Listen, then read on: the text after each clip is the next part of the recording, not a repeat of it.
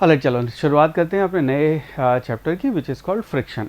ना फ्रिक्शन बहुत ही इंटरेस्टिंग और मज़ेदार चैप्टर है।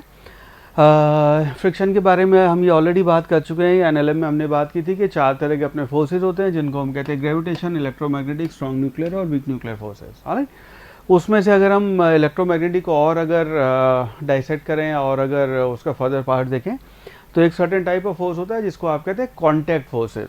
और फोर्सेज हो गए इलेक्ट्रोमैग्नेटिक के आपके electrostatic force, magnetic force, buoyancy force, viscous force वगैरह वगैरह। कॉन्टैक्ट फोर्सेज को अगर हम डिटेल में देखें तो इसके 4 पार्ट हमने किए थे। हमने कहा था नॉर्मल, टेंशन, स्प्रिंग फोर्स और फ्रिक्शन फोर्स, ये 4 आपके कॉन्टैक्ट फोर्सेज होते हैं। ये वाले 3 पोर्शन तो हमने एनएलएम के चैप्टर में पढ़ लिए, जहाँ पे हमने कहा नॉर्मल है आपकी जो सरफेस है उसके परपेंडिकुलर लगेगा, कंप्रेसिंग होएगा। टेंशन जो होएगा अलॉन्ग द स्प्रिंग होएगा, हमेशा पुलिंग होएगा। स्प्रिंग होएगा वो अलॉन्ग द स्प्रिंग होएगा और आपका पुलिंग और पुशिंग दोनों हो सकता है। अब बात करने का टाइम आया है फ्रिक्शन फोर्स के बारे में। सो नॉर्मल जो आपका टेंशन, स्प्रिंग फोर्स, ये सारे कॉन्टैक्ट फोर्स हैं। फ्रिक्शन फोर्स भी आपका इलेक्ट्रोमैग्नेटिक कॉन्टैक्ट फोर्स है। ठीक है, इसको थोड़ा सा डिटेल में देखते हैं। नाउ इस पर अगर हम बात करें फ्रिक्शन फोर्स में, तो फ्रिक्शन फोर्स है, इसको हम ऐसे समझ सकते हैं कि एक आपका ब्लॉक रखा था, उस ब्लॉक को हमने प्रैक्टिकल हम बात कर रहे हैं कि उस ब्लॉक को हमने खींचा, हमने फोर्स लगाया। सो एनएलएम में जो हमने बात पढ़ी, हमने कहा कि F=ma होता है, उस हिसाब से इसमें एक्सेलरेशन आ जाना चाहिए था। प्रैक्टिकली हमने देखा कि आगे मूव नहीं किया। ठीक है, नहीं किया तो कोई ना कोई रीज़न होगा, कोई ना कोई फोर्स होगा जो इसको रोक रहा है मूव करने से।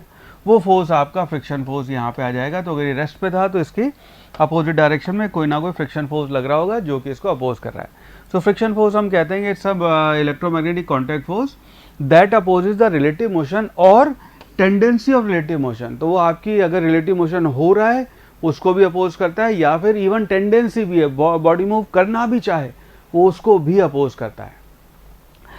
Direction always parallel to the contact surface, इसकी डायरेक्शन हमेशा कॉन्टैक्ट सरफेस के पैरेलल होगी। एक और जो इंपॉर्टेंट बात है समझने की वो है कि always opposes the relative motion और टेंडेंसी ऑफ मोशन। तो जहाँ पे आपकी टेंडेंसी ऑफ मोशन है उसको भी अपोज करेगा। तो बॉडी मूव नहीं भी किए तो भी आपका फ्रिक्शन फोर्स आएगा किस डायरेक्शन में। अगर मूव इधर करने की इच्छा है तो फ्रिक्शन फोर्स इधर, मूव इधर करने की इच्छा है फ्रिक्शन फोर्स उसके अपोजिट। राइट, यहाँ पे फ्रिक्शन फोर्स को हम ये कहते हैं कि आपका ये नेसेसरी इवल है। ठीक है, इवल फोर्स है, आपकी एनर्जी खा जाता है। आपका जो बहुत सारा वर्क डन होता है, जो आपने एनर्जी दी है सिस्टम को या वर्क किया, वो फ्रिक्शन में, घर्षण में, या फिर वो जो आपके रेजिस्टिव फोर्सेज है उनके अगेंस्ट वो खर्च हो जाता है। लेकिन इंपॉर्टेंट भी है बिकॉज बिना फ्रिक्शन के आप काम भी नहीं कर सकते। अगर मैं इस पेन को यहाँ पे लिखना चाहूँ, ये तो हालांकि डिजिटल बोर्ड है, पर अगर मैं यहाँ पे चौक से बोर्ड पे लिखना चाहूँ, पेन से आप कॉपी पे लिखते हैं, वो फ्रिक्शन के बिना पॉसिबल नहीं है। अगर आप स्कूटर पे बैठते हैं, मोटरसाइकिल पे बैठते हैं और कार पे, बस पे बैठे हैं और फ्रिक्शन ना हो, तो आप जैसे बॉल फ्लोर पे रोल करती है कार के या बस के, वैसे ही आप भी रोल करेंगे। फ्रिक्शन आपको एक जगह टिका के बैठने में हेल्प करता है। ठीक है, तो फ्रिक्शन बहुत ज़रूरी फोर्स है, नेसेसरी इवल है, ज़रूरी भी है लेकिन एनर्जी भी खा जाता है। राइट, मूविंग फॉरवर्ड, अगर इसके फ्रिक्शन के टाइप देखेंगे तो कुछ किताबें, कुछ टीचर्स यहाँ पे कुछ गड़बड़ चीज़ पढ़ा देते हैं। फ्रिक्शन बस 2 टाइप का होता है, आपको ध्यान रखना है। ठीक है, पहला हो गया आपका स्टैटिक फ्रिक्शन, दूसरा हो गया आपका काइनेटिक फ्रिक्शन। 2 ही टाइप है फ्रिक्शन के। राइट, इसको थोड़ा सा और डिटेल में देखते हैं। स्टैटिक फ्रिक्शन जो है ये आपका arises when there is no relative motion. तो 2 बॉडीज है, उनके बीच में जो रिलेटिव मोशन नहीं हो रहा है उस टाइम पे आपका स्टैटिक फ्रिक्शन आएगा। नेक्स्ट है कि it is also called self adjusting force, या फिर इसको हिंदी में हम टर्म करते हैं इच्छाधारी फोर्स। इच्छाधारी फोर्स इसलिए कि जितना आपका अप्लाइड फोर्स होएगा उतना ही आपका equal and opposite friction force हो जाएगा, तब जब बॉडी मूव नहीं कर रही है। Right, and magnitude depends on the applied force. अभी डिटेल में देखेंगे इसको। डायरेक्शन की बात करें, डायरेक्शन इसका पैरेलल टू द सरफेस और opposite to the direction of tendency of motion. तो स्टैटिक फ्रिक्शन उस केस में आता है कि ये आपकी बॉडी रेस्ट पे है, एम मास, और ये आपकी बॉडी रेस्ट पे है और ये आपने फोर्स एफ लगाया। इस केस में अपोजिट डायरेक्शन में फ्रिक्शन फोर्स आ जाएगा और friction force will be equal to applied force. तो जितना फोर्स आपने लगाया ज़्यादा नहीं हो सकता। ठीक है, कम होगा तो बॉडी चल देगी। तो फ्रिक्शन फोर्स की वैल्यू जब तक ये चल नहीं रही है तब तक उस केस में अप्लाइड फोर्स के बराबर होगी। नेक्स्ट इसके बारे में कहते हैं maximum value of static friction जो होती है उसको हम कहते हैं लिमिटिंग फ्रिक्शन। तो जितनी मैक्सिमम पॉसिबल वैल्यू है स्टैटिक फ्रिक्शन की उसको आप लिमिटिंग फ्रिक्शन कहते हैं। और इट डिपेंड्स ऑन द, ये आपका coefficient of friction, mu and normal reaction. इसको हम ऐसे लिखते हैं, यहाँ पे हम कहते हैं मैक्सिमम वैल्यू जो आएगी लिमिटिंग फ्रिक्शन की, एफ मैक्सिमम, उसको हम कहते हैं that will be equal to mu S multiplied by आपका नॉर्मल रिएक्शन। नोटिस करना है नॉर्मल रिएक्शन है, एम जी नहीं है, ध्यान रखना। कई बार लोग स्टूडेंट इस चीज़ को गलत कर जाते हैं एग्जाम हॉल में। तो यहाँ पे आपका जो मैक्सिमम लिमिटिंग फ्रिक्शन की जो वैल्यू है स्टैटिक फोर्स का मैक्सिमम वैल्यू जो है उसको आप लिमिटिंग फ्रिक्शन कहते हैं। ध्यान रखना, limiting friction is not a different type of friction, it's a maximum value of static friction. उसको हम लिखते हैं F S max is equal to mu S N. Right, I hope ये चीज़ें आपको क्लियर है। मूविंग फॉरवर्ड, इसके बाद बात करते हैं बेटा। अच्छा, एक चीज़ ध्यान रखना, म्यू एस जो है आपका यूनिटलेस और डायमेंशनलेस क्वांटिटी है। तो ये जो म्यू एस है, बिकॉज ये भी डायमेंशन फ्रिक्शन की और सर ये भी फ्रिक्शन फोर्स की डायमेंशन है, ये भी आपका नॉर्मल रिएक्शन फोर्स है, तो म्यू आपका यूनिटलेस और डायमेंशनलेस क्वांटिटी हो गई। काइनेटिक फ्रिक्शन की बात करें तो it arises when there is a relative motion between the bodies. ठीक है, फॉर एग्जांपल अगर मैं आपसे बात करूं कि ये बॉडी है जो कि 2 मीटर पर सेकेंड से मूव कर रही है, हालांकि सो ये बॉडी है और ये बॉडी मान लीजिए इस वक्त 2 मीटर पर सेकेंड से मूव कर रही है। If that is the case, friction कौन सा होगा? अक्सर लोग यहाँ पे जवाब देते हैं सर ऑब्वियसली काइनेटिक। नहीं, डिपेंड करेगा। अगर आपका नीचे एक और ब्लॉक है वो भी 2 मीटर पर सेकेंड से मूव कर रहा है, तो उस केस में ये वाला सिनेरियो हो गया, यहाँ पे आपका स्टैटिक फ्रिक्शन आएगा, बिकॉज इन दोनों के बीच में रिलेटिव मोशन नहीं है। अगर इन दोनों के बीच में रिलेटिव मोशन होएगा कि ये वाली बॉडी है, ये आपकी 5 मीटर पर सेकेंड से मूव कर रही है और ये वाला जो ब्लॉक है ये आपका मान लीजिए 2 मीटर पर सेकेंड से मूव कर रहा है, हाँ, तो यहाँ पे भी आपका काइनेटिक फ्रिक्शन आएगा एफ के, और यहाँ पे भी आपका काइनेटिक फ्रिक्शन आएगा। उस केस में रिलेटिव मोशन हो रहा है between the surface. If that is the case, आपका काइनेटिक फ्रिक्शन आएगा यहाँ पे। ठीक है, depends on normal reaction of force, तो इसकी बात करेंगे। नॉर्मल रिएक्शन पे डिपेंड करता है, पैरेलल टू द सरफेस होएगा और आपके रिलेटिव मोशन के अपोजिट इसकी डायरेक्शन होगी, है ना। और टाइप्स ऑफ काइनेटिक फ्रिक्शन और बड़ा इंपॉर्टेंट पार्ट है यहाँ पे। 2 टाइप ऑफ काइनेटिक फ्रिक्शन होते हैं, ठीक है। एक को हम कहते हैं स्लाइडिंग फ्रिक्शन, और दूसरे को कहते हैं हम रोलिंग फ्रिक्शन। रोलिंग फ्रिक्शन का छोटा सा, बहुत ही छोटा सा डिस्कशन है आपके सिलेबस में, कैलकुलेशन नहीं है, हालांकि मैं आपको डिस्कशन है थोड़ा ज़्यादा ही पढ़ा दूंगा, पर आपको ध्यान रखना है बिकॉज नीट में और मेंस में इसके ऊपर सवाल पूछे हुए हैं, है ना। नेक्स्ट इस पर बात करते हैं बेटा स्लाइडिंग फ्रिक्शन की। चलो, स्लाइडिंग फ्रिक्शन की बात करेंगे तो it depends on the coefficient of friction, आपका म्यू के और आपका नॉर्मल जो रिएक्शन है उसके ऊपर डिपेंड करता है। इसको हम लिखते हैं एफ के is equal to mu K multiplied by N. Mu के अगेन फिर आपकी यूनिटलेस और डायमेंशनलेस क्वांटिटी है। Value of mu depends on, ये ध्यान रखना, म्यू एस और म्यू के दोनों की बात कर रहे हैं यहाँ पे। Depends on material and nature of the surface in contact. तो दो जो आपकी बॉडीज हैं उनके सरफेस के ऊपर डिपेंड करेगा। वो ड्राई है बेटे, वो आपकी रफ है, स्मूथ है, पॉलिश एंड पॉलिश है, उसके वजह से आपकी म्यू की वैल्यू कम या ज़्यादा हो जाती है।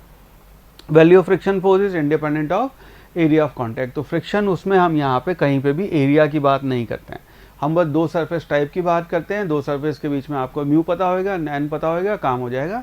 एरिया आपने डबल कर दिया, हाफ कर दिया, उसका यहाँ से कोई लेना देना नहीं है, फ्रिक्शन फोर्स इंडिपेंडेंट है उसके, राइट। नेक्स्ट यहाँ पे बात करते हैं रोलिंग फ्रिक्शन की। छोटा सा डिस्कशन है इसका आपके सिलेबस में।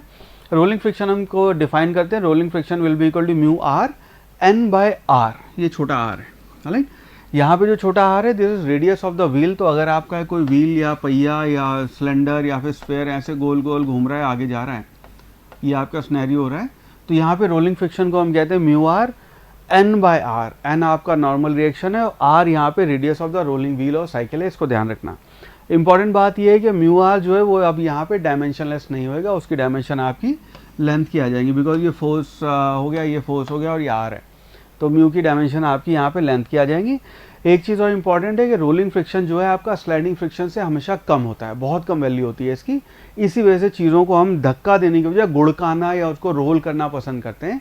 ट्रेडिशनली हम ऐसा करते आए हैं, जब मैं ये कैलकुलेशन भी नहीं थी लॉन्ग बैक, उस टाइम भी जो व्हील बना तो लोगों ने कहा अरे ये व्हील से तो आपका काम आसान हो गया। आसान इसलिए हो गया because one of the reason is कि आपका फ्रिक्शन फोर्स जो है रोलिंग फ्रिक्शन वो आपका कम होता है, right.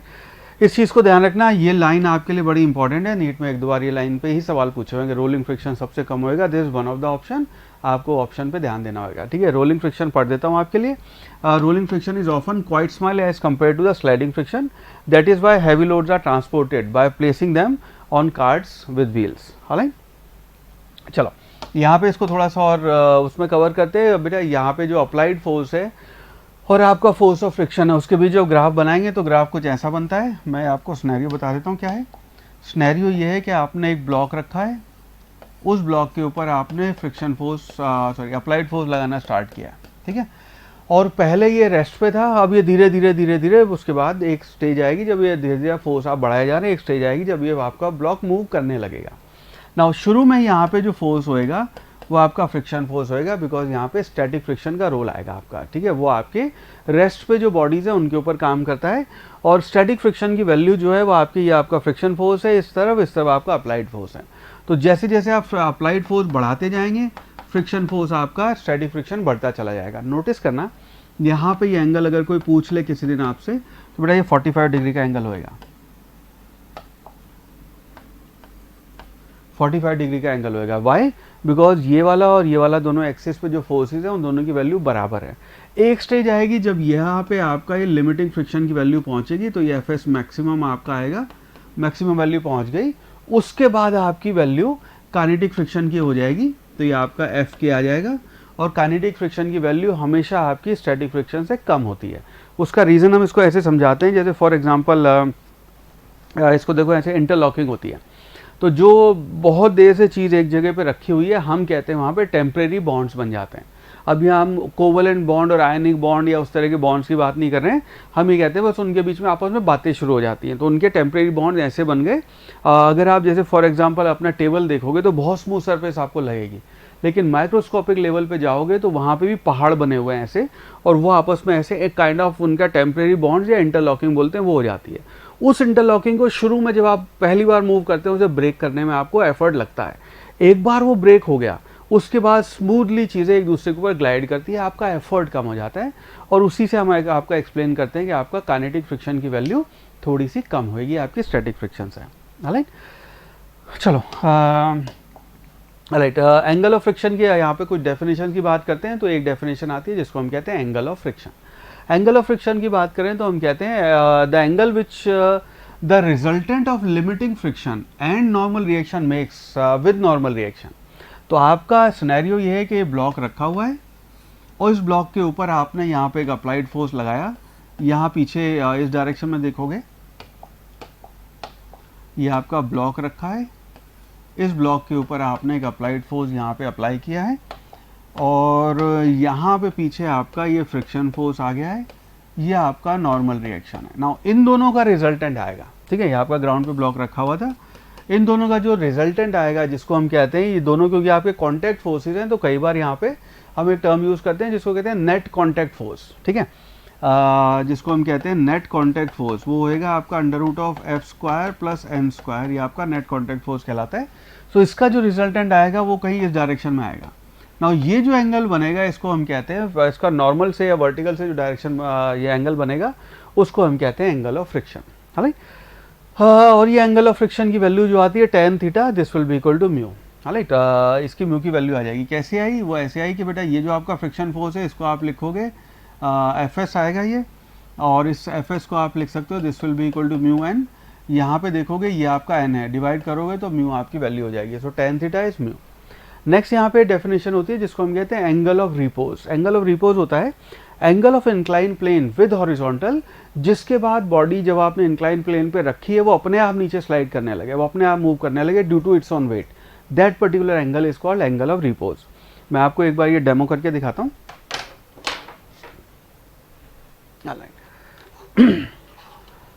So I think this is something we can manage. Okay, so ये अपना सिनेरियो है, खुद गिरा। कि ये अपना मान लो इंक्लाइन प्लेन है, और इस पे ब्लॉक को आपने ऐसे रखा हुआ है।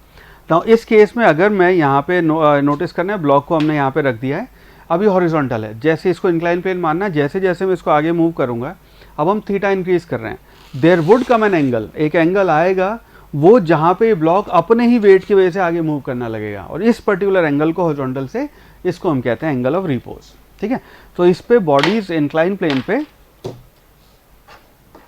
Due to their own weight आगे वो मूव करने लगती है, ये कहलाता है आपका एंगल ऑफ रिपोज। इसको हम अल्फा से डिनोट करते हैं, और यहाँ पे जब हम कैलकुलेशन करते हैं, यहाँ पे tan अल्फा की वैल्यू म्यू एस के बराबर आ जाती है ना। यहाँ पे भी म्यू एस, यहाँ पे भी म्यू एस। तो बड़ी खुशखबरी हमारे लिए ये है कि इन दोनों डेफिनेशन से परेशान होने की जरूरत नहीं, सिनेरियो अलग है। ठीक है, ये सिनेरियो है कि ज़मीन पे रखी गेंद का, ज़मीन पे रखी आपके ऑब्जेक्ट के ऊपर आप फोर्स लगा रहे हैं, उसका एंगल ऑफ फ्रिक्शन देख रहे हैं, यहाँ पे इंक्लाइन पे अपने आप नीचे आ रहा है।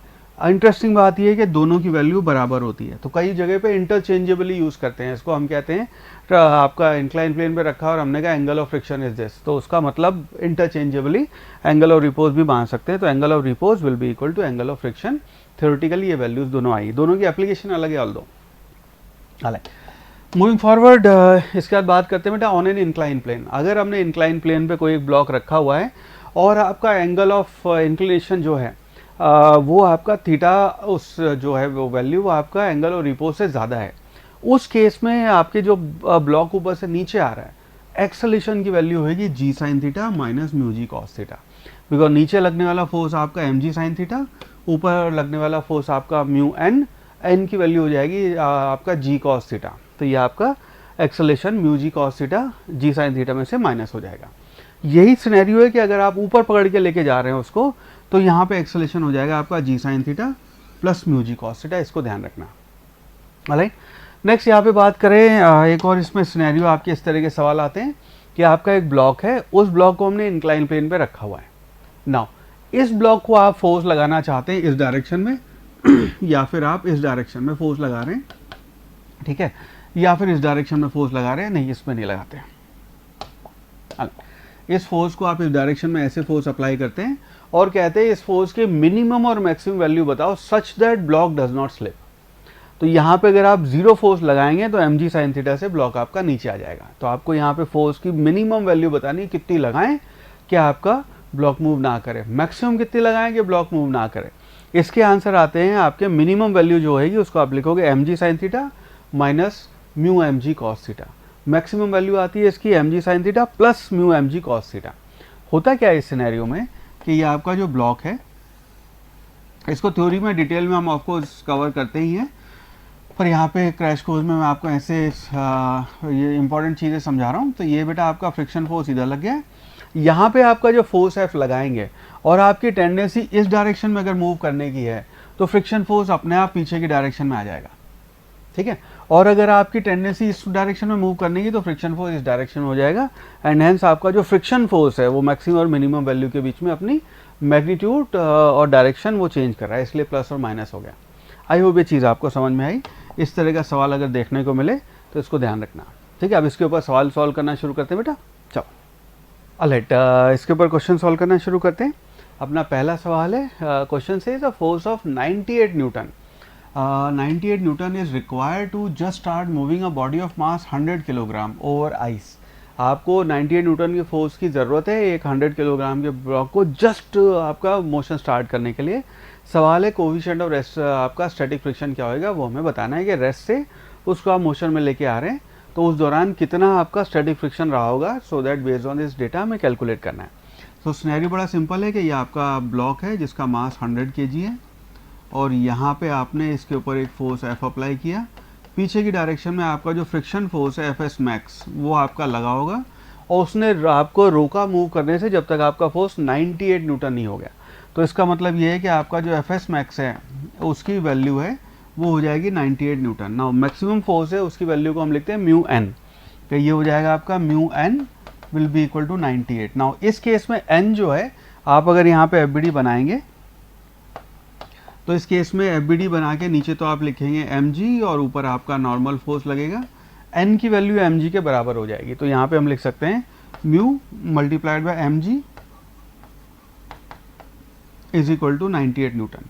इसके बेस पे हम कह सकते हैं जो आपका म्यू आएगा उसकी वैल्यू हो जाएगी 98 divided by M G. So this will be equal to 98 divided by M, M अपने को दिया हुआ 100 kg multiplied by G, G की वैल्यू यहाँ पे क्योंकि 98 दिया हुआ है इसलिए हम 9.8 ले लेंगे, है ना। ये थोड़ा सा प्रैक्टिस से आएगा आपका। तो इसको जब आप डिवाइड करेंगे तो ये 98 से 0.98 डिवाइड करके बन जाएगा, तो म्यू की वैल्यू आ जाएगी 0.1, ठीक है। तो which means option number D 0.1 this would be our right answer.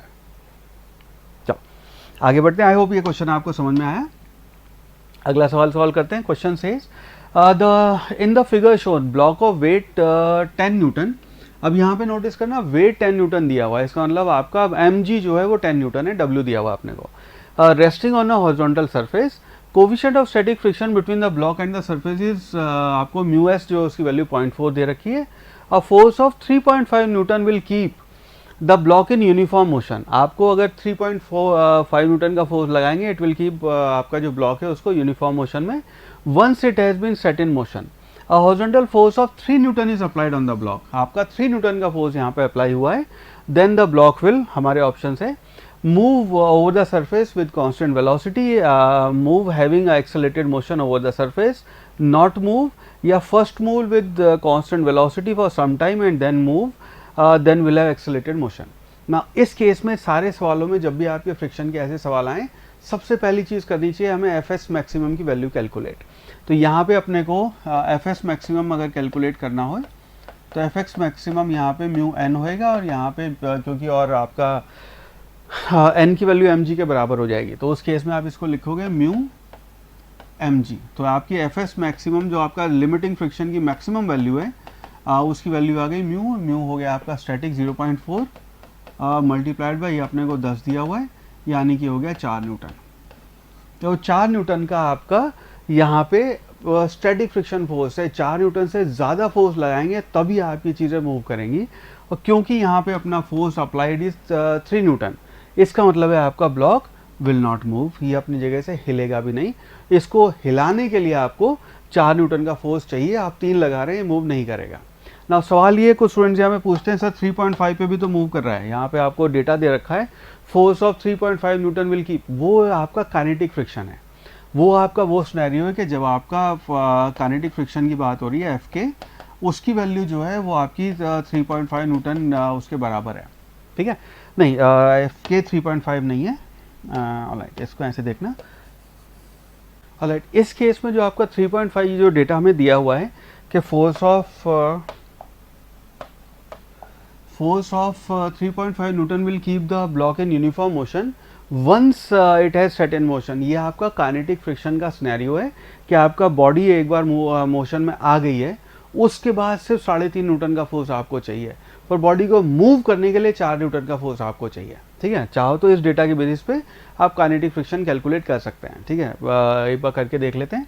तो ये आपका जो बॉडी है उसके ऊपर आपने फोर्स लगाया है 3.5 न्यूटन, और यूनिफॉर्म मोशन आपको वो कर रहा है, तो यहाँ पे आपका एफ के है, सो ये 3.5 न्यूटन है, यानी कि एफ के की जो वैल्यू है, ये सवाल में चाहिए नहीं, बस हम एक्स्ट्रा कैलकुलेशन कर रहे हैं।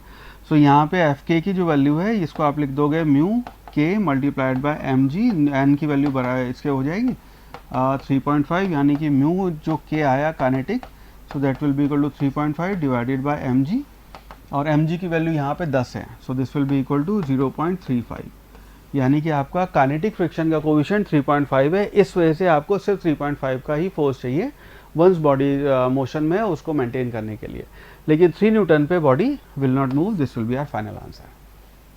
आई होप ये सोल्यूशन आपको समझ में आया। नेक्स्ट क्वेश्चन बहुत ही पॉपुलर और कॉमन क्वेश्चन है, इसका रिजल्ट आपको ध्यान होना चाहिए। मैं जानबूझ के सवाल इसलिए कर रहा हूँ जिससे यहाँ पे मैं डिराइव भी करके देख सकें इसको। क्वेश्चन से a uniform rope of length L lies on a table, if the coefficient of friction is mu, उस केस में then the maximum length L of the part of this rope which can overhang from the edge of the table without sliding down क्या होएगा। तो so for example हम यहाँ ये scenario ये है कि हम ऐसी बात कर रहे हैं कि ये मान लीजिए आपकी टेबल है,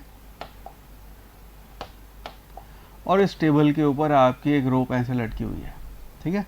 रोप है जिसका मास m है, लेंथ आपकी L है टोटल, ठीक है, ये आपकी रोप है। अब हमारा सवाल ये कि टोटल लेंथ L है, तो ये जो L पोजीशन होएगा, या इसको L बाय N कह लेते हैं, ये जो पोजीशन होएगा ये कितना सेफली आप यहाँ पे रख सकते हैं, सो दैट यहाँ पे जो फ्रिक्शन फोर्स है आपका, फ्रिक्शन फोर्स वो रोक ले इसको गिरने से। बिकॉज अगर फ्रिक्शन नहीं होगा तो चेन हल्की सी भी लटकी होगी, स्लाइड होकर करके नीचे आ जाएगी, लेकिन यहाँ पे इसको रोकने वाला फोर्स आपका फ्रिक्शन फोर्स है। तो यहाँ पे मैं सवाल ये कि ये L हमें बताना है कितना होएगा, सो दैट इसको एक काम करते हैं, इजी डिस्प्ले उसके लिए इसकी वैल्यू को हम x कह लेते हैं, ठीक है। तो आपको बताना है कितनी लंबाई x है वो आप नीचे लटकी रहे तो आपका फ्रिक्शन उसको रोक पाएगा। ना इस केस में अगर आप यहाँ देखेंगे तो इस सिनेरियो में ये जो आपका ये जो चेन जो ऊपर लटकी हुई है, इसको रोकने के लिए यहाँ पे जो फ्रिक्शन काम करेगा, तो यहाँ पे जो आपका Fs होएगा that will be equal to mu N को आप यहाँ लिखेंगे, this will be equal to mu इसका M dash G, total M नहीं आएगा यहाँ पे बिकॉज पूरा मास यहाँ पे नहीं है, यहाँ पे जो रस्सी सिर्फ बची हुई है उसका मास है, so this will be equal to, अच्छा यहाँ पे अगर हम कह दें uniform mass density lambda define कर लेते हैं, जिसको कहते हैं m/l, यानी कि टोटल रस्सी आपकी m मास की l से डिवाइड कर दिया, तो आपको एक छोटे से एलिमेंट की डेंसिटी आपको पता चल गई, मास डेंसिटी। सो इसको आप लिख सकते हैं m dash will be equal to, इसको आप लिखेंगे म्यू लैम्डा, लैम्डा आपकी डेंसिटी हो गई, मल्टीप्लाइड बाय ऊपर आपकी लेंथ है l minus x multiplied by g. ये आपका थोड़ा इसके ऊपर आ गया, पर भावना समझ गया आप, ये आपका स्टैटिक फ्रिक्शन का फोर्स आ गया। नाउ यहाँ पे नीचे जो ब्लॉक लटका हुआ है, उस ब्लॉक की अगर हम बात करेंगे तो वो ब्लॉक आपका इसको नीचे खींच रहा है, उसका यहाँ पे खींचने वाला फोर्स लगेगा आपका mg, राइट। और इस mg को अगर आप लिखेंगे तो ये जो mg है इसकी वैल्यू हो जाएगी, this will be equal to lambda multiplied by x g. ये लैम्डा मल्टीप्लाइड बाय एक्स इसका मास हुआ, जी आपकी लेंथ हो गई। तो यहाँ पे अपने को चाहिए कंडीशन के चेन आपकी स्टेबल रहे, तो F S that should be greater than और इक्वल टू आपका ये जो m2g है, m2g क्या लेते हैं इसको, m2g, राइट, ये m2g है। ये फ्रिक्शन फोर्स इससे या तो ज़्यादा या बराबर होना चाहिए, लिमिटिंग केस में बराबर, तो बस ये वैल्यू रख देते हैं। तो ये आ जाएगा आपका lambda mu lambda l minus X G should be greater than और इक्वल टू आपका ये m2g आया, m2g को आप लिख देंगे ये आ जाएगा आपका लैम्डा एक्स जी, ठीक है। लैम्डा यहाँ पे कैंसिल हो जाएगा, इसको अगर हम एक्स और जी आपका लैम्डा जी कैंसिल हो जाएगा, यानी कि mu multiplied by l minus X should be greater than equal to X, right ना। इसको अगर आप फर्दर सॉल्व करेंगे, हमें x की वैल्यू बतानी है, तो इसको फर्दर सॉल्व करेंगे, सो ये आ जाएगा म्यू l इस तरफ minus mu x should be greater than equal to आपका ये आ गया x नो, इसको उस तरफ लेके जाएं तो ये आ गया mu l should be greater than equal to, ये आएगा mu plus 1 multiplied by x, यानी कि आपकी फाइनल वैल्यू हो गई x should be less than equal to mu l divided by 1 plus mu. ये आपका x की वैल्यू इससे कम होनी चाहिए, तो हम पूछ रहे हैं कि maximum value, so that means option number C mu l divided by 1 plus mu, this will be our final right answer. चलो अगला सवाल सॉल्व करते हैं। Question says to the blocks A and B are arranged as shown in the figure. The pulley is frictionless. Mass of A हमें दिया हुआ है 10 kg, तो इसका मास आपका 10 kg है। The coefficient of friction of A with the horizontal surface, यहाँ पे जो coefficient दिया हुआ है वो अपने को 0.2 दिया हुआ है। The minimum mass of B, इसका मास हमें बताना है, मिनिमम मास कितना हो to start the motion will be, इसका मास कितना हो सो दैट आपका मोशन स्टार्ट हो जाए। हमारे ऑप्शन है 2 kg, 0.2 kg, 5 kg या फिर 10 kg। नाउ इस केस में जो आपका सबसे पहले फ्रिक्शन के सवालों में सबसे पहला स्टेप जो आपका हमेशा होना चाहिए वो है एफ एस मैक्सिमम कैलकुलेट करें। तो यहाँ पे जो आपका एफ एस मैक्सिमम आएगा वो होएगा आपका म्यू एन, और म्यू एन क्योंकि यहाँ पे आपका नीचे एम जी और ऊपर आपका नॉर्मल फोर्स लग रहा है, तो नॉर्मल आपका एम जी के बराबर होएगा, so this will be equal to mu M G और एम ए का, राइट। सो यहाँ पे आपका एफ एस मैक्सिमम की जो वैल्यू आएगी that will be equal to mu हो गया आपका 0.2 मल्टीप्लाइड बाय एम अपने को दिया हुआ है 10 kg और जी की वैल्यू 10 ले लेते हैं, so this will be equal to आपका 20 न्यूटन। तो 20 न्यूटन का फोर्स है जो कि आपका फ्रिक्शन फोर्स है जो कि रोकेगा, ठीक है। अब इसको मूव करने के लिए हमें जो आपका फोर्स है, जो हमें फोर्स अप्लाई करना होगा, that force should be more than 20 kg। So आपका एम जी जो है M B G that should be greater than और इक्वल टू 20 न्यूटन। एम की वैल्यू यहाँ से आ जाएगी, so M B should be greater than और equal to 20 divided by G, G की वैल्यू 10 ले लेंगे, so this will be equal to 2 kilogram. So आपका मिनिमम 2 किलो का वजन होएगा, तो आपकी बॉडी एग्जैक्ट 2 किलो का, तो बॉडी तैयार है चलने को, 2.001 कर देंगे तो चलना शुरू हो जाएगा। So it means option number A 2 kg, this would be the right answer. Now अगला सवाल सॉल्व करते हैं। क्वेश्चन सेज नीट का 2019 का सवाल है। Question says a block of mass 10 kg is in contact against the inner wall of a hollow cylindrical drum of radius 1 metre. ये आपका एक ड्रम है, उसके 1 मीटर के मास आपका कॉन्टैक्ट में है। The coefficient of friction between the block and the inner wall आपको 0.1 दिया हुआ है। Minimum angular velocity needed for the cylinder to keep the block stationary when the cylinder is vertical and rotating about it axis will be. G की value हम 10 ले सकते हैं और ये अपने 4 ऑप्शन है। तो सिनेरियो ये है कि ये आपका ब्लॉक ऐसे रखा हुआ है, ठीक है, ब्लॉक है या एक बंदा है ऐसे, और ये हॉरिजॉन्टल वर्टिकल एक्सिस है, सॉरी वर्टिकल एक्सिस है, ऐसे करके आपकी ओमेगा से सिलेंडर घूम रहा है और ये ब्लॉक यहाँ पे ऐसे रखा हुआ है, ठीक है। और हम चाहते हैं कि ब्लॉक आपका यहीं पे टिका रहे, ठीक है। इसके अगर हम एफबीडी बनाएंगे तो इसके एफबीडी में हम कुछ ऐसे बना सकते हैं कि आपका ब्लॉक नीचे तो उसका लगा फोर्स mg, और यहाँ पे आपका वॉल की वजह से एक नॉर्मल फोर्स लगेगा। नॉर्मल फोर्स यहाँ पे आपका सेंट्रीफ्यूगल फोर्स के बराबर होगा, जिसको आप लिखोगे m r ओमेगा स्क्वायर, ठीक है।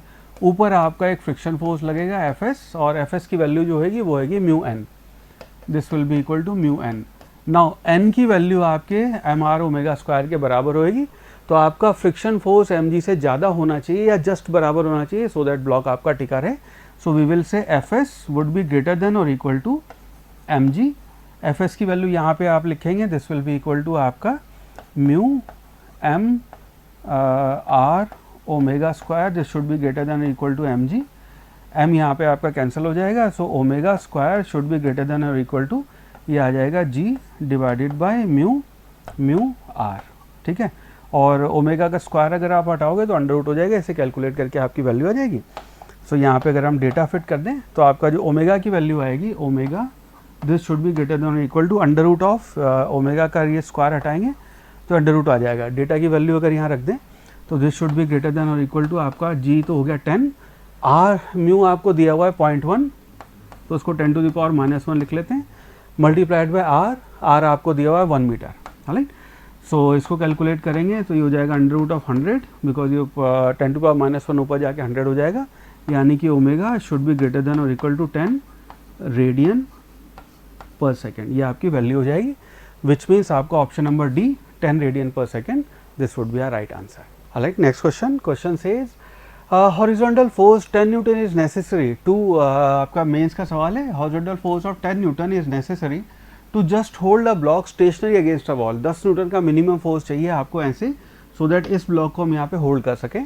Coefficient of friction between the block and the wall is 0.2, यहाँ पे अपने को कोविशेंट ऑफ फ्रिक्शन इन दोनों के बीच में ये 0.2 दिया हुआ है, right. The weight of the block है, आपको बताना है इसका वेट कितना होएगा, और हमारे ऑप्शन हैं या 2 न्यूटन, 20, 50 या फिर 100 न्यूटन।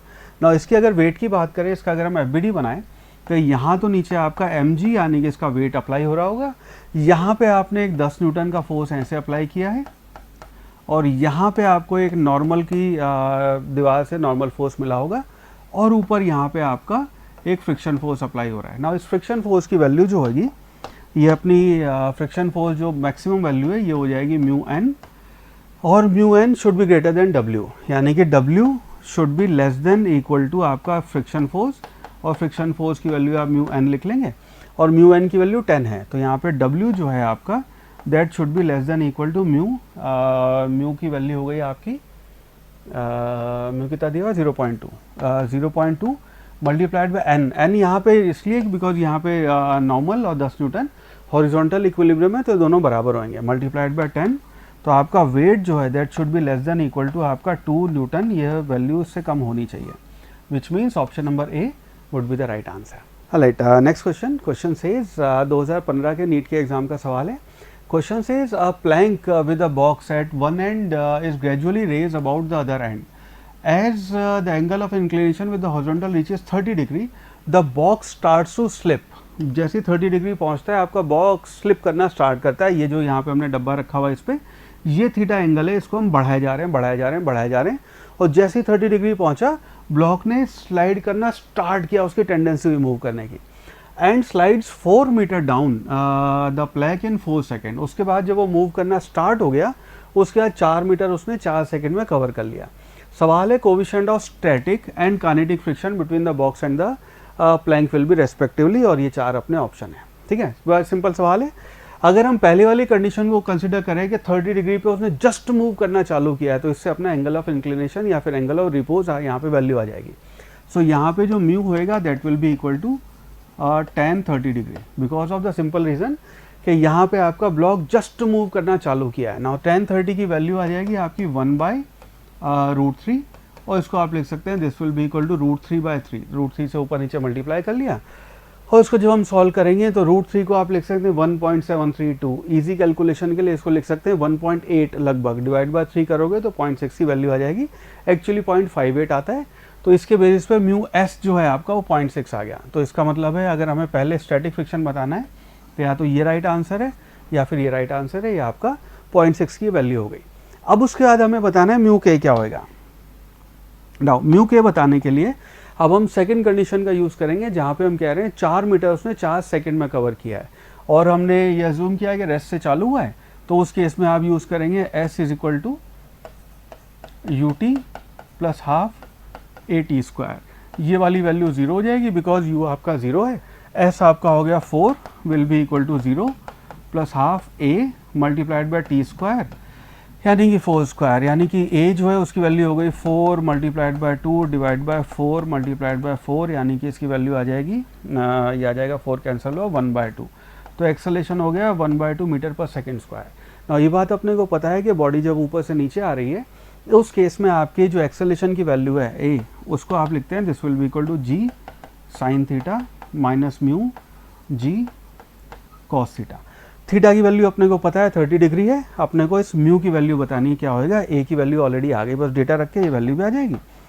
सो इसको जब हम सॉल्व करेंगे a की वैल्यू होगी आपकी 1/2 will be equal to 10 multiplied by sine 30 1/2 minus mu ये अननोन है मल्टीप्लाइड बाय g यानी कि 10 मल्टीप्लाइड बाय कॉस थीटा यानी कि √3/2।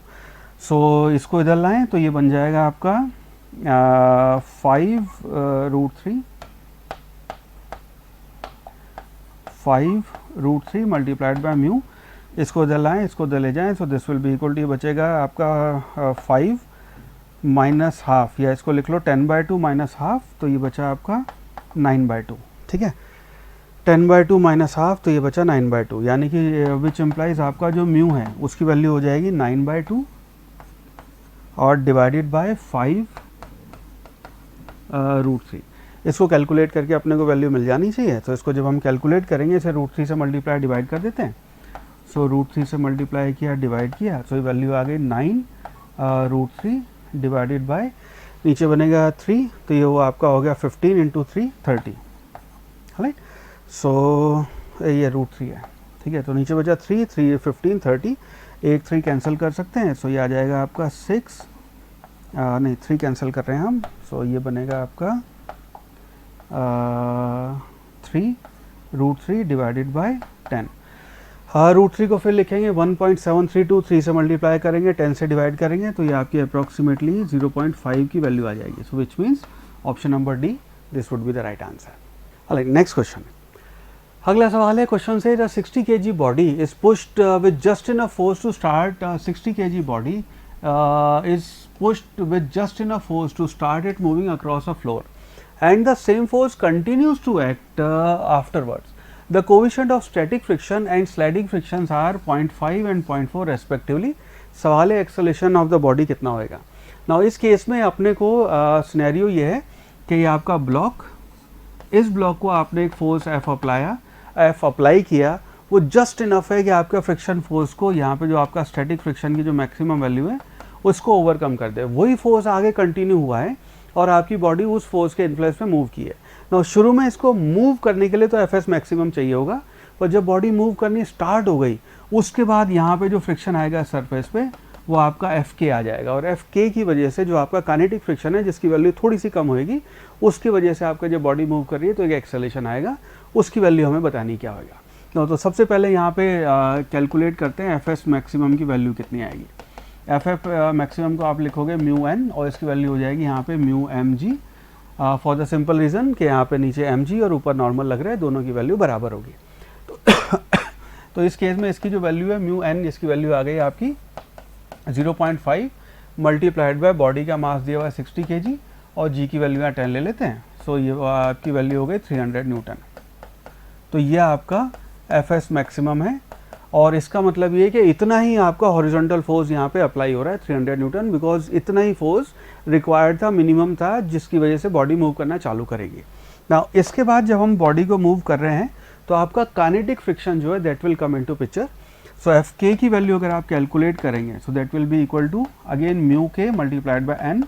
म्यू के जो आएगा उसकी वैल्यू हो जाएगी आपकी 0.4 बिकॉज आपको वो दिया हुआ है, मल्टीप्लाइड बाय 60 मल्टीप्लाइड बाय 10 24, ये हो जाएगा आपका 240 Newton. Now this is my retarding force, ये मेरा वो फोर्स है जो मेरा मोशन को रोकने की कोशिश करेगा। अप्लाइड फोर्स आपका 300 न्यूटन है, ये आपका रोकने वाला फोर्स है। तो इसके बेसिस पे अगर हम अब एक्सेलरेशन कैलकुलेट करेंगे तो A will be equal to आपका F net divided by total mass. F net है वो आपका हो गया 300 newton minus 240 newton divided by mass यानी कि 60, और ये बना 300 माइनस 240 यानी कि 60 डिवाइड बाय 60 यानी कि 1 मीटर पर सेकेंड स्क्वायर। इतने एक्सेलरेशन से आपकी बॉडी मूव करेगी, विच मीन्स आपका option number D 1 metre per second square, this would be the right answer. I hope ये सोल्यूशन आपको समझ में आया। मुश्किल नहीं है बट थोड़ी सी प्रैक्टिस से सारे सवाल आपके होने लगेंगे।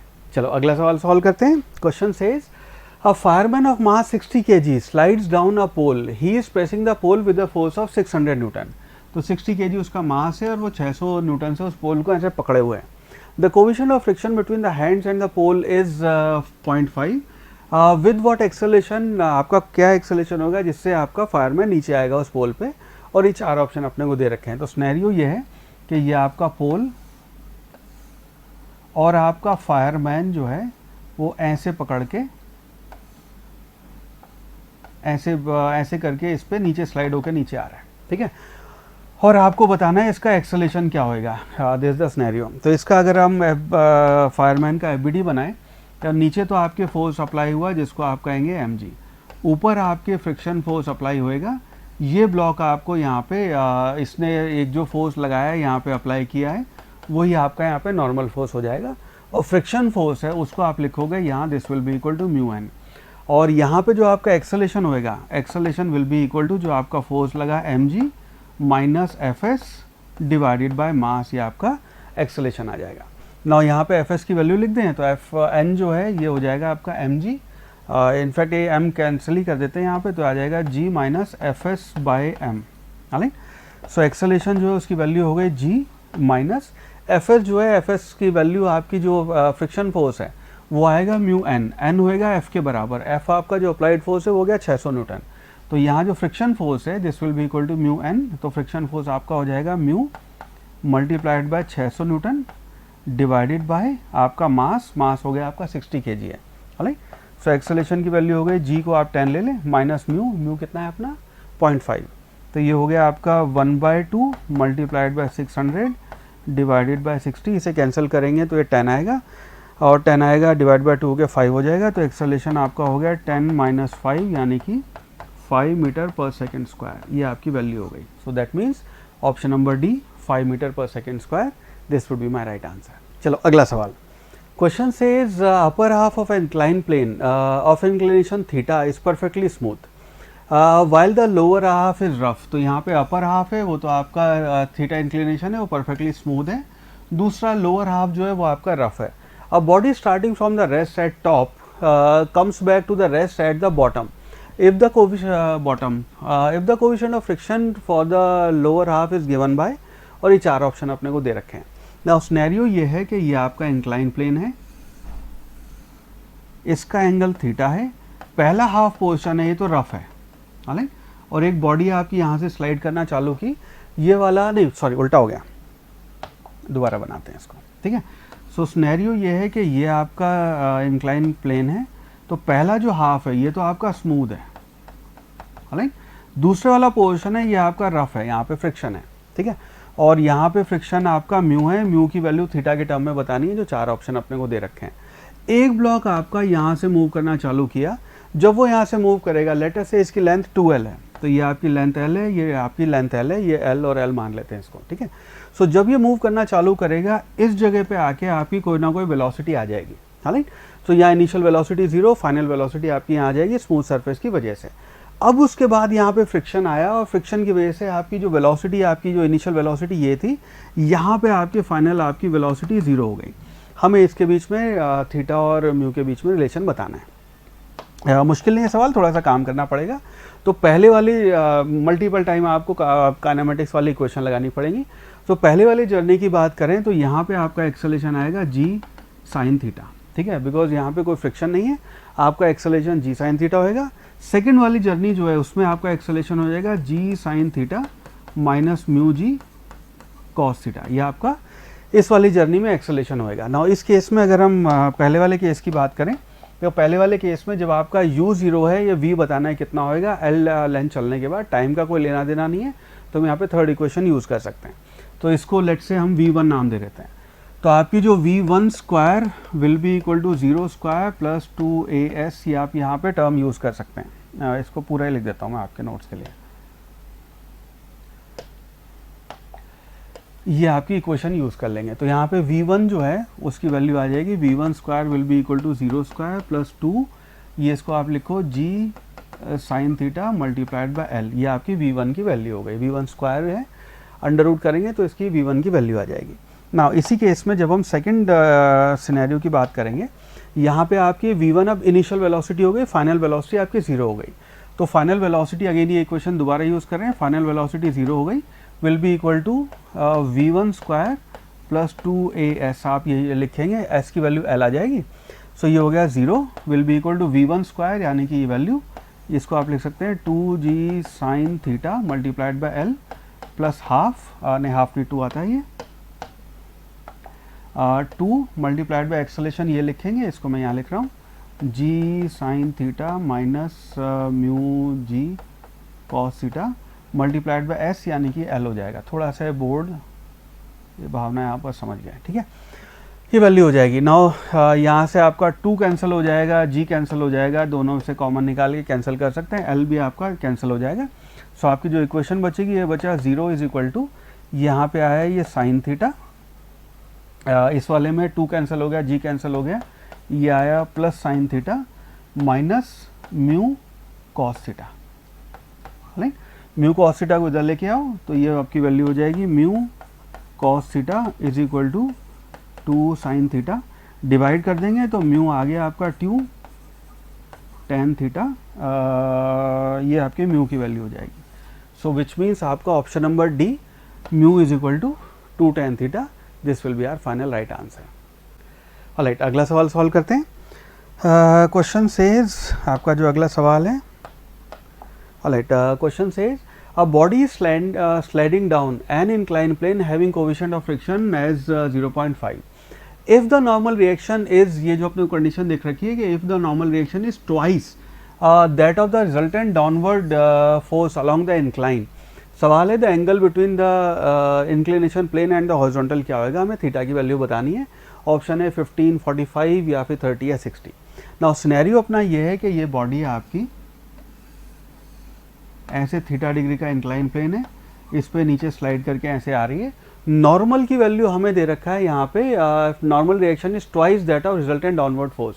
नाउ रिजल्टेंट डाउनवर्ड फोर्स जो आएगा इस केस में आप लिखोगे normal is equal to twice resultant downward force, तो इसकी वैल्यू हो जाएगी mg sine theta minus mu mg cos theta, ये आपका नॉर्मल इसके ट्वाइस है। नाउ नॉर्मल की वैल्यू को आप यहाँ लिख सकते हैं, this will be equal to mu mg cos theta is equal to twice, mg common ले लेते हैं यहाँ से, mg ये बचा sine theta minus mu g common आ गया कॉस थीटा, ये आपकी वैल्यू हो गई। नाउ यहाँ से mg कैंसिल हो जाएगा, सो लेफ्ट हैंड साइड बचा आपका mu cos theta is equal to, यह है आपका sine theta minus mu cos theta. हाँ, इसको इधर ले आओ तो ये बन गया आपका mu 2 mu cos theta is equal to sine theta. हमें थीटा की वैल्यू बतानी है, डिवाइड कर दें तो यानी कि आपका tan theta is equal to 2 mu आ गया। ना यहाँ पे म्यू की वैल्यू अपने को 0.5 दे रखी है, तो इसको 0.5 डाल देंगे, यानी कि 1/2 इज इक्वल टू 1, यानी कि tan theta is equal to 1, यानी कि theta will be equal to 45 degree. That will be our final answer, 45 degree. So option C 45 degree would be the right answer. I hope ये solution आपको समझ में आया, मुश्किल नहीं है, पर थोड़ी सी प्रैक्टिस से चीज़ें होने लगेंगी यहाँ पे। चलो नेक्स्ट क्वेश्चन सॉल्व करते हैं। Question says 2 kilogram mass, 2 kg mass starts of rest on an inclined smooth surface with inclination angle 30. And length 2 metre, 2 metre का आपका इंक्लाइन प्लेन है जिसका एंगल ऑफ इंक्लिनेशन 30 है, 2 किलोग्राम वो उसका मास है, और रेस्ट से वो चलना शुरू हुआ है और सरफेस आपकी स्मूथ है. How much will it travel before coming to rest on a frictional surface with the frictional coefficient of 0.25. तो उसके बाद सिनेरियो कुछ ऐसा है कि ये आपका इंक्लाइन प्लेन, यहाँ से आपकी बॉडी ने चलना स्टार्ट किया, थीटा एंगल है, थीटा की वैल्यू अपने को दे रखी है 30 डिग्री, 2 किलो का मास है, 2 मीटर इसकी लेंथ है, और ये ब्लॉक यहाँ से चलना शुरू हुआ. उसके बाद यहाँ पे आपको फ्रिक्शन वाली सरफेस मिल गई. सवाल ये है कि यहाँ पे कितना एस डिस्प्लेसमेंट उसका होएगा बिफोर यहाँ पे आके उसकी वेलोसिटी 0 हो जाए. तो हमें एस की वैल्यू बतानी है, कितना डिस्टेंस वो ट्रैवल करेगा. हमारे ऑप्शन है 4 मीटर, 6 मीटर, 8 मीटर या 2 मीटर. नाउ ये ब्लॉक जब यहाँ से चलना शुरू करेगा तो यहाँ पे आप वेलोसिटी निकाल लें कितनी आएगी. तो इसकी वेलोसिटी के लिए आप लिखेंगे, क्योंकि स्मूथ सरफेस है तो acceleration will be equal to g sine theta. So इसकी वैल्यू हो जाएगी जी 10 ले लेते हैं, साइन थीटा है आपका 30, सो साइन 31 यानी कि 5 मीटर पर सेकेंड स्क्वायर आपका एक्सेलरेशन होएगा. तो 5 मीटर पर सेकेंड स्क्वायर ये आपका एक्सेलरेशन होएगा इस केस में. अगर यहाँ पे वेलोसिटी निकालनी है तो हम थर्ड इक्वेशन यूज़ कर सकते हैं, टाइम का कोई लेना देना नहीं है तो थर्ड इक्वेशन यूज़ करते हैं. थर्ड इक्वेशन से हम कह सकते हैं V square will be equal to 0 plus 2 multiplied by acceleration आपका 5 मल्टीप्लाइड बाई लेंथ जो है वो अपने को यहाँ पे 2 मीटर दी हुई है. ठीक है, सो ये जो वी स्क्वायर है इसकी वैल्यू हो गई 20. ठीक है, 20 आपकी इसकी वैल्यू आ गई. वी स्क्वायर है तो मीटर स्क्वायर सेकेंड स्क्वायर होगा, मीटर स्क्वायर पर सेकेंड स्क्वायर, ये वी स्क्वायर की वैल्यू यहाँ पे आ गई. ना यहाँ पे जब वो चलना शुरू करेगा तो यहाँ पे आपको फ्रिक्शन महसूस हुआ है. उस फ्रिक्शन की अगर हम वैल्यू निकालें तो इस केस में क्योंकि आपकी सरफेस रफ सरफेस है तो यहाँ पे आपका एफ एस जो आएगा या एफ स्टैटिक या काइनेटिक फ्रिक्शन जो आएगा that will be equal to mu M G. और एक्सेलरेशन की बात करोगे, रिटार्डेशन जो वो होएगा वो आपका वो आएगा माइनस साइन लगा के, this will be equal to mu M G divided by M, यानी कि म्यू जी आपका यहाँ पे रिटार्डिंग एक्सेलरेशन आ जाएगा. तो इस केस में यहाँ जो आपकी फाइनल वेलोसिटी लिखनी है आपको v2 square that will be equal to v1 square plus 2 multiplied by ये आपका वैल्यू आ जाएगी minus mu G multiplied by S. इस एस की वैल्यू हमें बतानी है क्या होगा. है तो v2 स्क्वायर है ये 0 हो गया, v1 स्क्वायर की वैल्यू अपनी 20 है, यहाँ पे आ गया minus 2 multiplied by mu, mu अपने को दे रखा है 0.5 यानी कि 1/4 लिख लेते हैं, मल्टीप्लाइड बाय जी को 10 रख लेते हैं, मल्टीप्लाइड बाय एस, इसको इधर लाएँ उसको इधर ले जाएँ. सो ये आपका ये कैंसिल हो जाएगा. 5 multiplied by S will be equal to 20 which implies S की वैल्यू आ गई 20 डिवाइडेड बाय 5 यानी कि 4 मीटर. मतलब 4 मीटर के बाद चलने के बाद वो जाके रुक जाएगा. हेंस आपका option number A 4 meter, this will be the right answer. Alright, next question है. Question says and given object takes n times as much as time to slide a 45 rough incline as it takes, so slide down a perfectly smooth 45 incline. तो आपका एक incline plane है जो 45 angle का है जो कि रफ है, उस पे टाइम जो लगता है और दूसरे वाले पे जो स्मूथ है दोनों पे n टाइम्स ज़्यादा है. Coefficient of kinetic friction between the object and incline क्या होगा. 4 ऑप्शन अपने को दे रखे हैं. तो यहाँ पे जो आपको रिजल्ट इसका ध्यान रखना है वो है mu is equal to tan theta 1 minus 1 by N square. मैं चाहूँगा अभी यहाँ पे इसको डिराइव कर दूँ आपके लिए. सो मिलके एक बार इसको डिराइव कर लेते हैं. सो ये 1 बाय एन स्क्वायर ये रिजल्ट आता है. ये रिजल्ट आपने ध्यान रखना है. tan थीटा की वैल्यू आपने 45 का एंगल रखा तो tan थीटा 1 हो गया, which means option number B is the right answer. ये तो आपका राइट आंसर यहाँ पे आ गया. बट ये कहाँ से आया इसको एक बार डिस्कस कर लेते हैं, बिकॉज ये एक बार डिराइव करना आता हो तो वो का सवालों में काम आएगा. तो सिनेरियो यहाँ पे ये है कि आपके 2 इंक्लाइन प्लेन हैं. ये आपका एक इंक्लाइन प्लेन थीटा एंगल, ये आपका दूसरा इंक्लाइन प्लेन इसका भी थीटा एंगल. यहाँ पे आपका स्मूथ सरफेस लेंथ L, यहाँ पे आपका कोएफिशिएंट ऑफ फ्रिक्शन म्यू है. ठीक है, इसकी भी लेंथ L है. तो जब एक आपका ब्लॉक सेम मास का ब्लॉक है वो यहाँ पे चलना स्टार्ट हुआ तो यहाँ पे उसको टाइम लगा मान लो t. यहाँ पे दूसरे वाला जो आपका फ्रिक्शन वाला सरफेस है वहाँ पे आपको टाइम लगा nt. n टाइम ज़्यादा टाइम लगता है.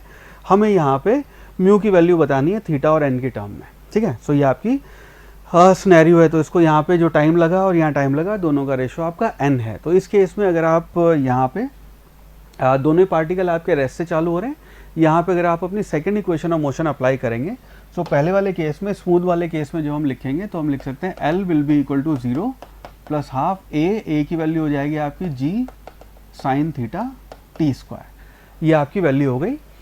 दूसरे वाले केस में जब वहाँ पे आप वैल्यू लिखेंगे, तो उसमें सेकेंड वाले उसमें लिखेंगे आप L will be equal to 0 plus half A जो है उसकी वैल्यू लिखी जाएगी g sine theta minus mu ji cos theta multiplied by N square t square, because वहाँ पे आपका जो टाइम लगा था वो एन टी टाइम लगा था, तो हमने टाइम को दोनों को स्क्वायर कर लिया ना। इन दोनों इक्वेशन को पकड़ के अगर हम डिवाइड कर दें या दोनों को इक्वेट कर दें, बिकॉज ये भी लेंथ इक्वेट कर देंगे, तो यहाँ से आपका हाफ और जी दोनों कॉमन लेके कैंसिल कर सकते हैं और टी स्क्वायर भी कैंसिल हो जाएगा। तो आपकी लेफ्ट हैंड साइड है वो बचेगी, यहाँ पे लेफ्ट हैंड साइड आई आपकी sine theta will be equal to, ये बचेगा आपका, ये हाफ कैंसिल हो गया, जी कैंसिल हो गया, this will be equal to sine theta multiplied by N square, ये वाला माइनस ये आएगा आपका mu N square cos theta. देखना कुछ मिस ना किया हमने, म्यू बचा, जी कैंसिल हो गया और ये हो गया एन स्क्वायर, ठीक है, ये वैल्यू आई। ना इस केस में अगर आप हमें क्या है कि म्यू की वैल्यू बतानी है, तो इसको इधर ले आए, सो इसको इधर ले आते हैं, तो ये बचेगा आपका mu N square cos theta will be equal to, ये आएगा आपका एन स्क्वायर माइनस 1, ये इधर जाएगा, तो N square minus 1 multiplied by sine theta. ना इसको N square cos square theta से अगर आप डिवाइड कर देंगे, तो म्यू जो है उसकी फाइनल वैल्यू आ गई, ये आ गया N square minus 1 divided by N square multiplied by sine theta by cos theta, यानी कि टेन थीटा। सो म्यू जो है उसकी वैल्यू आ गई, ये बचेगा आपका tan theta 1 minus 1 by N square, ये आपकी वैल्यू आ गई। ना इस केस में क्योंकि आपको टेन थीटा 45 दिया हुआ है, टेन थीटा 45 दिया हुआ है, तो टेन थीटा 1 हो जाएगा, 1 माइनस एन स्क्वायर, ये आपकी वैल्यू आ जाएगी, ठीक है। मैं चाहता था एक बार ये आपके लिए डिराइव भी हो जाए। सो आई होप ये चीज़ आपको समझ में आई। ये रिजल्ट आपको ध्यान रखना है, कई बार डायरेक्ट इस रिजल्ट पे सवाल आपसे पूछे हुए हैं। Alright, next question says a body of 5 kg weight kept on a rough incline plane of angle 30 degree, 5 kg weight दिया हुआ है, 30 डिग्री आपका इंक्लिनेशन है, start sliding with a constant velocity. सवाल है कांस्टेंट कोएफिशिएंट ऑफ फ्रिक्शन क्या होगा, जी की वैल्यू हम 10 अज्यूम कर सकते हैं, ऑप्शन है 1/√3 या फिर 2/√3 या फिर 2√3। सिंपल सवाल है। अगर आपका ब्लॉक ऐसे इंक्लाइन प्लेन के ऊपर रखा हुआ है, ये आपका थीटा एंगल है, ब्लॉक आपका इंक्लाइन प्लेन पे रखा हुआ है और थीटा आप ऐसे इंक्रीज किए जा रहे हैं और वो जस्ट आपका अगर मूव करना चालू किया है 30 डिग्री के एंगल पे, तो इसका मतलब ये है कि आपका mu that will be equal to tan 30 degree, यानी कि म्यू की जो वैल्यू आ गई वो हो गई आपकी 1/√3। So which means option number A 1/√3 that will be our right answer.